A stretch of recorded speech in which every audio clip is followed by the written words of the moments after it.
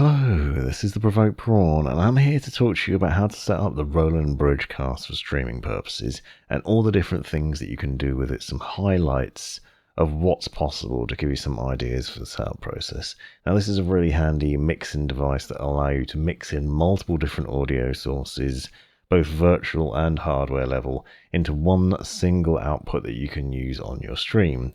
You obviously have control of an XLR microphone or potentially a headset microphone, as well as auxiliary 3.5mm connections, whether that's musical instruments or other devices, and then you can control all these things. So I'm going to show you the setup process for this and some hints and tips on how to make it sound good and what you can do with these various audio levels in interesting ways. So obviously the first stage of this is getting it set up and plugged in and connected up. Now the first thing you want to do is obviously make use of the various connections on the back. This is going to vary depending on what you're wanting to do. In my instance, I'm going to be using this on PC with an XLR microphone and then various virtual controls, so various virtual audio channels we're then going to mix in. So the first stage of it is to plug in the XLR microphone. I'm using a Rode microphone for demo purposes, but I'm also using the Shure SM7B for the voiceover for this video. This can cope with any of these things because it has both phantom power and good processing power to be able to cope with all that. Obviously we then also need a 3.5mm headset for mic monitoring and for listening to the audio that's going to come out of this. So you plug in your 3.5mm connection there, and then we plug in a USB-C connection to the controller, and then the USB-A plugs into your PC the other end, and then you have another USB-C connection which gives you the power connection from the mains power supply. That is essentially the bare minimum of what you can do, but if you want to, you can also plug in an auxiliary connection, say from your phone or from musical instruments, and then you go into Windows. Once you've got everything plugged into the Bridgecast, the next thing to do is to download the software. So the Bridgecast software here is what you can see. You have a customization for a number of different things, and this is important because it allows you to change a lot of what's available on the hardware. Obviously, you can also set up your microphone in here. Now, there's too much to cover in this in terms of how to set up and tweak each microphone that you've got. You can see that I've got mine set to dynamic, but a condenser microphone might be slightly different, and then obviously you can also customize a headset microphone. That's possible to do. You can adjust the gain level in here, and you can also apply compressor, noise suppressor, and low cut filters, as well as EQ profiles. So there's a lot of different tweaking that you can do in here, but it'll be really difficult to go into a lot of depth on this because it's going to vary from mic to mic, from person to person. You have to play around with these settings and try and work out what sounds best for you and your environment in order to get the best experience out of it. You can try and copy some of my settings, but even that's not perfect, as you can hear some background noise through my microphone, so you will need to play around with these in order to get it right. For the purposes of streaming setup specifically, obviously what you want to do is work out the logic of the channels. So the channels here that you can see are the hardware level of channels that are set up on the controllers. So these are the volume wheels. So channel 1, 2, 3, and 4 are all the hardware controls, and you can basically adjust in here what you want those to represent. Channel 1 is mic as default, and this is obviously important because you want to be able to adjust the volume of your mic, and you can do that at the hardware level, and you can do it with ease like that. What you'll see is there's also a button below the microphone which as default mutes the microphone completely, so you can press that and it will mute it to all. This is important because you can see that you can mute it to stream mix or mute it to personal mix is an alternative option. Muting to all, obviously mute it to yourself, and also will mute to your stream, but you have the ability to customize the levels, and we'll get to that in a second. Now the second channel is usually set as auxiliary, but I've changed mine to music. We'll get to why in a second, but it allows you to control music separately. And then number 3 is chat, and 4 is game sound. You can obviously customize these, so you might want to put special effects, for example, as one of them, or maybe you've got auxiliary, so if you have your phone plugged in through a 3.5mm connection, you can have that as one of the channels, so perhaps channel 2 stick to auxiliary, and then you can adjust the levels on that if you want to do that. So, and you might have a musical instrument that you're plugging in there, but basically this allows you to customize all those different channels and what happens with them, and the button underneath. So this is the next part. So as standard, the button underneath mutes, but you can also set it to do something else. So you'll see that on music, for example, on the music channel, which is channel 2, I have changed mine so that it plays a special effect. So it does kick. On the game channel, I have a beep on there. So obviously, if you want to beep out a swear word, you can press that button to beep out a swear quite easily. This is obviously useful, and you can customize some of these as well. So you'll see that for the 2 effects that are included, you can click on here, and then you can find a file that's a WAV file, apply it to that, and then you can have your own sound effects on there. So you have the option to do that too. Now, when you click on level meter, on the side there, you'll see that it takes you in and it shows you a representation of how that audio is getting passed. So you can see each of these channels I was talking about. So you'll have the hardware level, but you also got software level ones. So you can see system, special effects, and auxiliary are in here. But we've got mic, music, chat, and game. These represent the different colors that are on the mixer. So you have, at a glance, you can see like purple is my microphone, red is music, green is chat, and blue is game. But you can customize those colors if you want to. Now you'll notice that you have little icons here. The little person represents what you're going to hear, so what you're hearing through your headphones. And then this icon represents what the stream is going to hear. So you can actually adjust each of these individually. So you might find, for example, that you want to focus your microphone settings, you want the audience to hear your mic more than anything else, and you might also want to drop down the levels of chat. So, for example, you might find that your friends are a bit loud, or what you can do is you can actually change the settings in here so that chat sounds are reduced, so your volume of your friends is actually lower than your own volume, so your mic is higher than theirs, and that's the preferable option. You might also obviously want to reduce the volume of the game as well, so you want to be heard over the game sound. If you're playing a really loud game with a lot of explosions in it, for example, you might want to bring that volume down as well. So again, mic volume is the most prominent here, and you can adjust each of these. Where this also becomes interesting is the next option, which is for music. So it might be that you want to have copyright-free music that's playing on the stream, and that's for your audience to enjoy. So we'll set a level of that, but then perhaps we don't want to listen to that music, so we could just turn that completely off here. So now what's happening is you won't hear the music that's playing, but your audience will. You could counter this and do it completely the opposite way, in vice versa mode, where you essentially set that so there's no music going through to the stream, but instead you're getting that through in your headphones. So now you can listen to whatever music you want without fear of a copyright strike. This is obviously a very handy way of doing things and gives you various different options in here. You obviously also have the ability to adjust the volume of your headphones, but also the line out. So if you're using speakers, you can customize those levels in here, and obviously you can also customize the virtual levels. Now if you want to keep everything the same, you can obviously set them to be the same level, and you can also click on this so it's linked.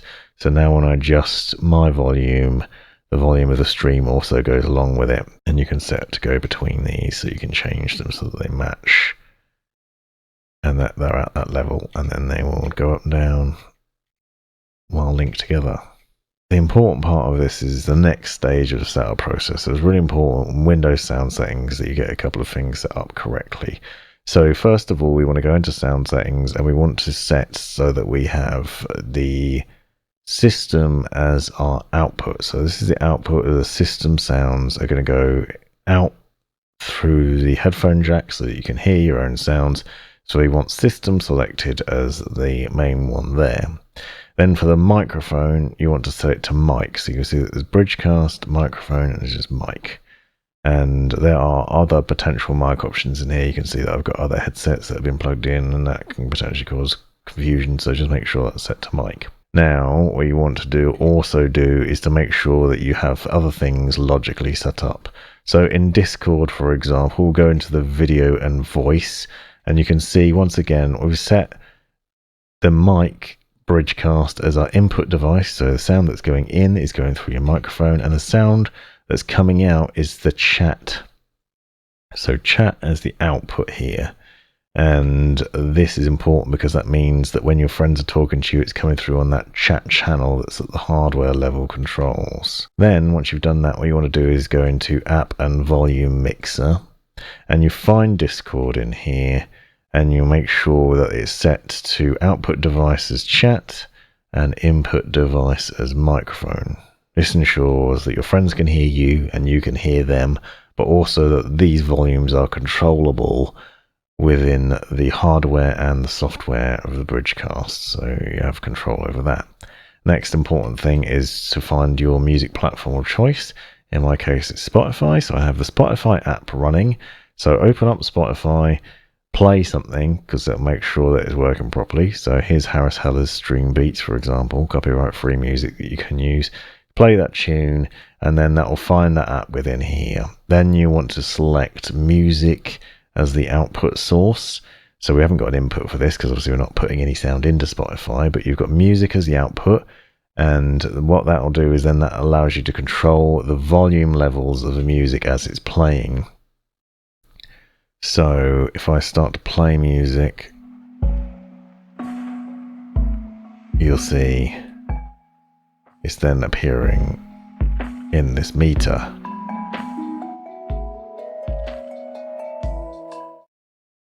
And this is obviously important because this ensures that it's going through, as I said a second ago, to the stream. So what you can do, for example, is you can obviously then just drop that level down so the audience can't hear it, or vice versa, and you have the option to do that. So for the next part of the setup for the streaming purposes, obviously what you want to do is make sure that the audio is being output so that your audience can hear it. So what we want to do is I'm going to use Streamlabs as an example here, but the logic works the same in OBS Studio. And so essentially what you need to do is you go over to the settings options and we'll go to the audio section. Now what the Bridgecast is doing is it mixes all those things together that we do at the hardware level, so your mic, your music, your chat and your game, and it puts them all out into one single audio source. And that single audio source is the stream. So under the mic/auxiliary device, select stream. And when we do that, you'll see that the stream is now representing my chat from the microphone as I talk here. But also, if I open up Stream Beats, I'll just turn this down and play that in the background, you can see that that is now appearing on the gauge. So when I'm not talking, you can hear the music in the background.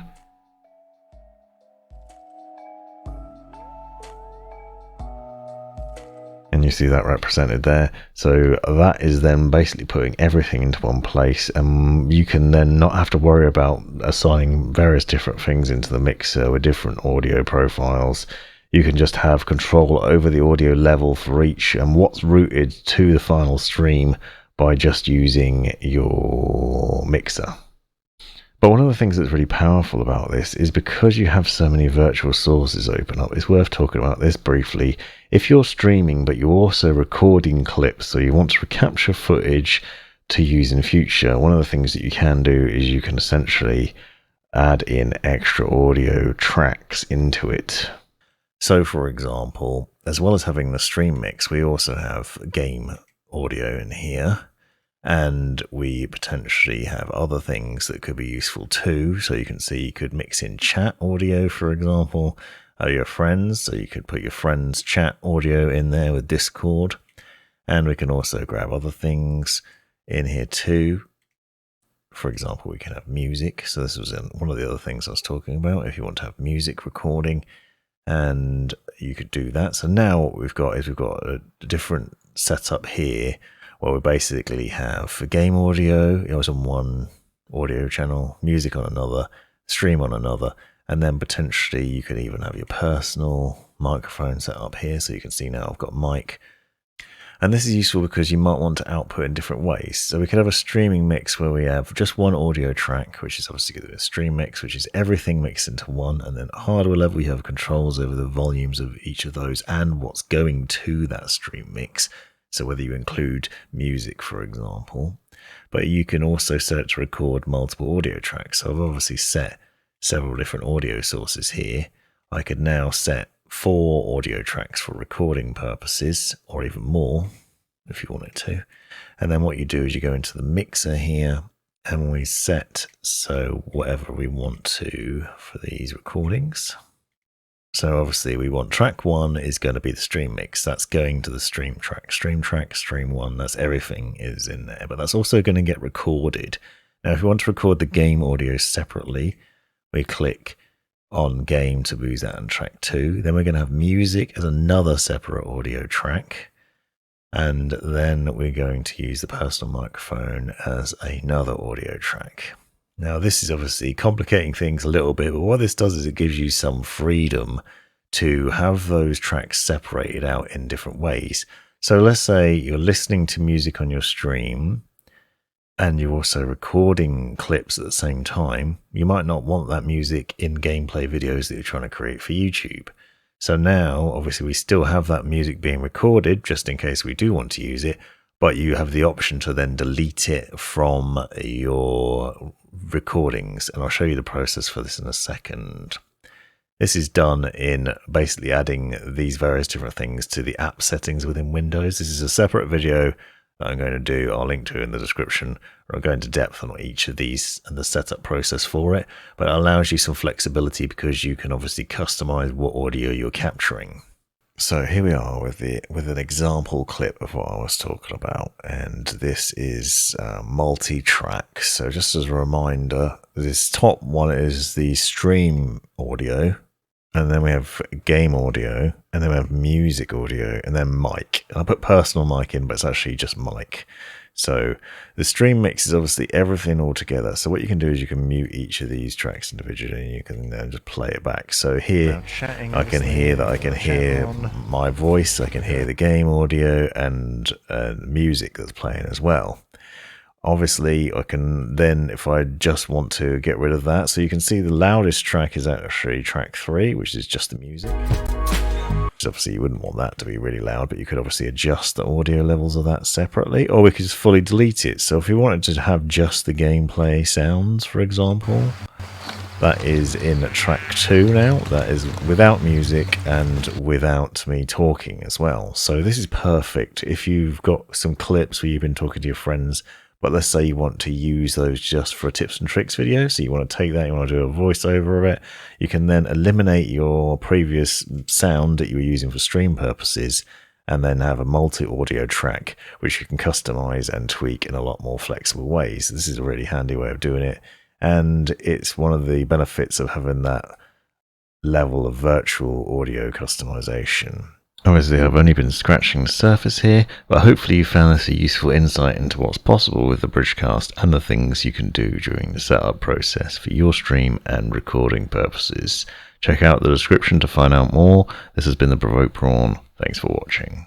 You've made it right to the end of the video, you brilliant legend you. If you've enjoyed it, click that subscribe button, give me a thumbs up, and drop me a comment down below if you've got any questions. If you really enjoyed it, consider joining the channel and see the benefits of doing so. Check out these other videos. You might well find them interesting or useful. And most importantly, have a great life.